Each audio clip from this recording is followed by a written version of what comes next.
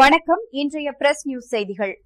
தேனி மாவட்டம் ஆண்டிப்பட்டி சட்டமன்ற தொகுதிக்கு உட்பட்ட கம்பம் ஒன்றிய பகுதிகளில் அண்ணா திராவிட முன்னேற்ற கழக வேட்பாளர் லோகிராஜன் தீவிர வாக்கு சேகரிப்பில் ஈடுபட்டார்.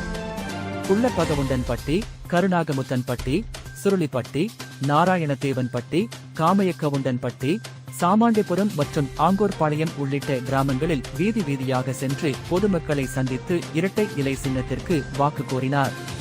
பிரச்சாரத்தின் போது பேசிய அவர், முல்லை பெரியாறு அணை நீர்மட்டத்தை 142 அடியாக உயர்த்தியது அதிமுக ஆட்சியில்தான் நடைபெற்றது என குறிப்பிட்டு அந்த சாதனையை மக்களிடம் எடுத்துரைத்தார்.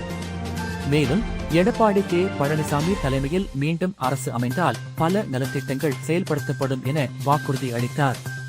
இந்த வாக்கு சேகரிப்பில் பாரதிய ஜனதா கட்சி, பாட்டாளி மக்கள் கட்சி உள்ளிட்ட கூட்டணி கட்சிகளின் நிர்வாகிகள் மற்றும் தொண்டர்கள் திரளாக பங்கேற்றனர்.